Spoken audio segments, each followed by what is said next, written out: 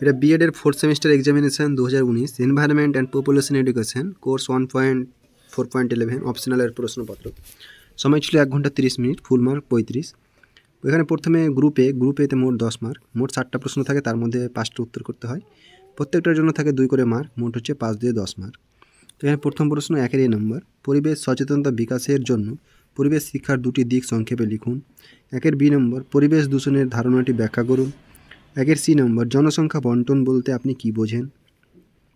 1-এর D নম্বর, স্থিতিশীল উন্নয়ন বলতে আপনি কি বোঝেন। 1-এর E নম্বর, জনসংখ্যা নীতি কাকে বলে। 1-এর F নম্বর, জনসংখ্যা শিক্ষার 2টি বৈশিষ্ট্য লিখুন। 1-এর G নম্বর, পরিবেশ ব্যবস্থাপনা বলতে কি বোঝেন। এরপরে গ্রুপ বিতে মোট 5টা প্রশ্ন থাকে, 3টার উত্তর করতে হয়, প্রত্যেকটার জন্য থাকে 5 করে মার্ক, মোট হচ্ছে 5-3 15 মার্ক। তো এখানে প্রথম প্রশ্ন 2 নম্বর দাগে, পরিবেশ নারীবাদ ও নারী ক্ষমতায়নের ধারণাটি ব্যাখ্যা করুন।